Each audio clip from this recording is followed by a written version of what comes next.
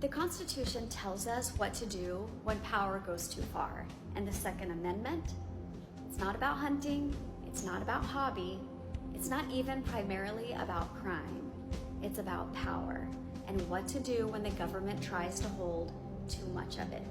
So I'm going to tell you what the amendment actually says, and then I'm going to break it down in everyday language so that you can hear what the people, flawed as they were, meant when they gave us this backup plan. Here's what the Second Amendment actually says.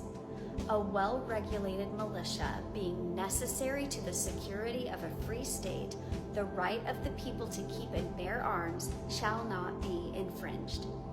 One sentence packed with warnings, written by people who had just lived under a government that tried to control every inch of their lives, including their ability to fight back. The king had a standing army, and he used it to enforce taxes. He sent soldiers into homes, and he used violence to silence opposition. The people had no legal way to push back. So when the war ended and the new constitution was on the table, the people said, not unless you write down our rights.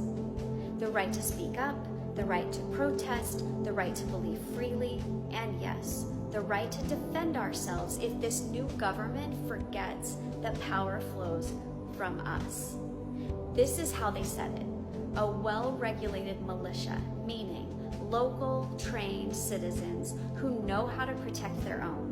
Not a federal army, not a police force, but regulated didn't mean unchecked. It meant trained, accountable, and ready if needed. The government didn't own them. The people did. Being necessary to the security of a free state, because a state isn't free if it can't defend itself from enemies outside or inside. The right of the people to keep and bear arms, own them, carry them, not just for hunting, but for resisting tyranny, shall not be infringed, shall not be tampered with, not be chipped away, not a suggestion, a boundary. And here's why it mattered.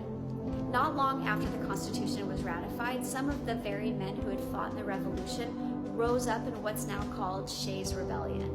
Farmers, veterans, their land was being taken. They were jailed for debts. They tried everything first. Petitions, meetings, peaceful protests, but no one listened, so they acted. They called themselves the militia because they were, and they were shut down. Fast forward a few years, the Whiskey Rebellion, another protest, another refusal to be taxed without say, but this time the government sent the militia, not as the people's voice, but as the government's weapon. And that was the shift. Over time, those local militias were absorbed. In 1903, Congress passed the Dick Act, and the National Guard was born. Still citizen soldiers, but now funded, trained, and deployed by the federal government. The People's Defense had been federalized. And yet, that sentence in the Second Amendment still stands. In 2008, the Supreme Court ruled in District of Columbia versus Heller that this amendment protects an individual's right to own a firearm even if you're not part of a militia. That case came because Heller was living in DC. DC said you can't have a handgun in this district, and they sued him to try to take away his right, and they lost. It affirmed the right to self-defense in the home and against threat. But let's not forget what the framers meant in the first place. This wasn't about recreation. This was about resistance. It was about recognition that power, if left unchecked, will always seek more of itself. And that sometimes the only thing that stands between tyranny and liberty is a citizen who could say no and mean it. The Second Amendment isn't a symbol, it's not a slogan, and it's not a prop for either side of a modern debate. It's a warning, it's a line in the sand. We don't use it lightly, we don't twist it recklessly, but we don't ignore it either. Because the Constitution doesn't just tell us how to build a nation, it tells us how to keep it and how to stop it from becoming the thing that we once fought to escape. The First Amendment is the voice. The second is a last resort when the voice is crushed, not for chaos, not for glory, but for freedom.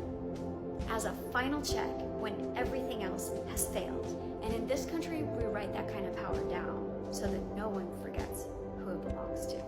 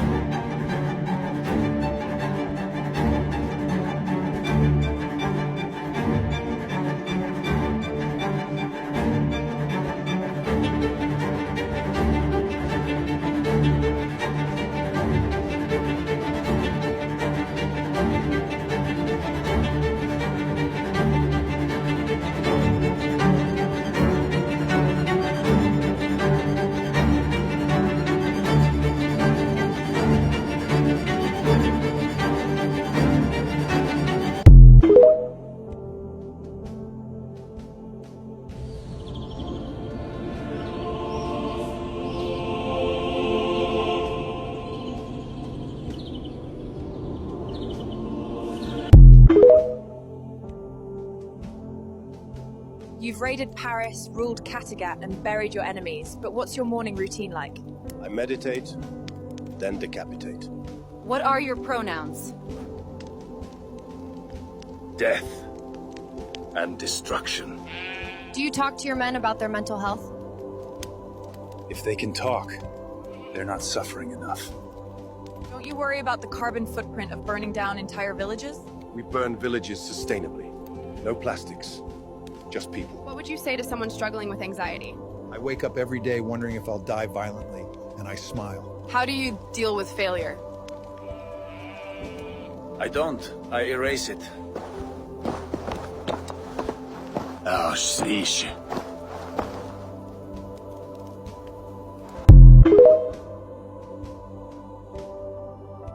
Across the field where the creek turns back by the old stump road.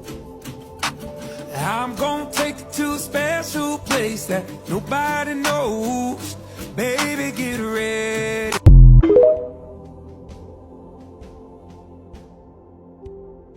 I was forced to the ground. First on my knees, and then flat on my chest. And as I was handcuffed and marched down a hallway, repeatedly asking, why am I being detained? We are leaving wokeness and weakness behind. No more pronouns, no more climate change obsession, no more emergency vaccine mandates, no more dudes in dresses. We're done with that shit. I won't deny it, I'm a straight rider. You don't wanna fuck with me. Got the police busting at me, but they can't do nothing to that shit.